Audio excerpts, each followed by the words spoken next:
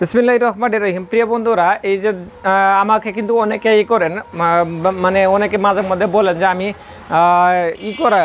Wash iron করা সারা জামাগুলো দেই কেন, দেখতে তেমন একটা সুন্দর লাগে না। এই জন্য আমি আজকে আপনাদের সামনে নিয়ে আসলাম ওয়াশ আয়রন করা একটা জামা নিয়ে আসলাম। যদিও এটা হচ্ছে আলাদা একটা ভ্যারাইটিস আইটেম করা।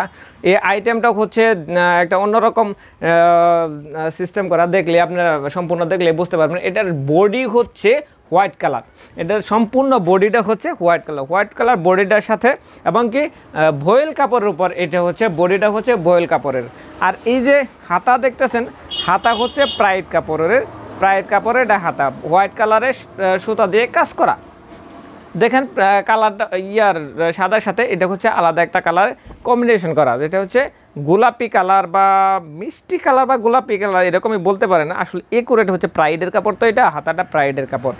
আর যারা আসলে চিন্তা করেন যে প্রাইডের কাপড় ব্যবহার করলে সেমিজ ব্যবহার করতে হয়, তাদের জন্য এটি খুবই কমফোর্টেবল। এটা হচ্ছে নিচে কোনো সেমিজ ব্যবহার করার প্রয়োজন নেই। আর এটার ব্যাক পার্টের কাজটা দেখিয়ে দিচ্ছি। এটা হচ্ছে ব্যাক পার্টের কাজ, আর হাতা তো দেখতেই পেলেন।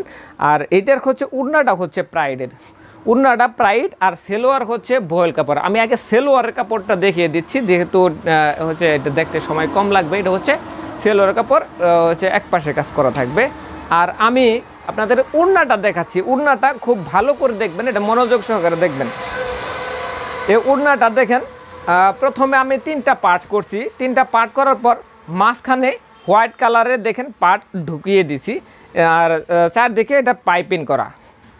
এ হচ্ছে ওড়নাটা, এ দেখেন অনেক সুন্দরভাবে কাজ করা। এটা সাধারণত সবাই পছন্দ করে। এটা যদি আপনারা নিতে চান তাহলে আপনারা খুব শীঘ্রই কমেন্ট করে ফেলবেন, অর্ডার কনফার্ম করে ফেলবেন। এগুলো কিন্তু অ্যাভেলেবেল হয় না, একটাই করা হয়েছে, আসলে পরীক্ষামূলকভাবে করানোর জন্য এটা করা হয়েছে। আর হচ্ছে এটা হচ্ছে সম্পূর্ণ আড়াই গজের চেয়ে বেশি আছে, 5 হাতের উপরে আছে ওড়নাটা।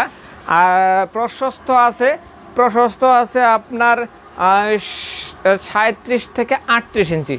তো বন্ধুরা, আপনারা যারা এই ভিডিওগুলো দেখতেছেন ইউটিউব চ্যানেল থেকে দেখে থাকলে ইউটিউব চ্যানেলটাকে সাবস্ক্রাইব করে দিবেন। আর যদি ফেসবুক পেজ থেকে দেখেন, ফেসবুক পেজটাকে ফলো করে দিতে ভুলবেন না। ধন্যবাদ, সবাই ভালো থাকুন, সুস্থ থাকুন।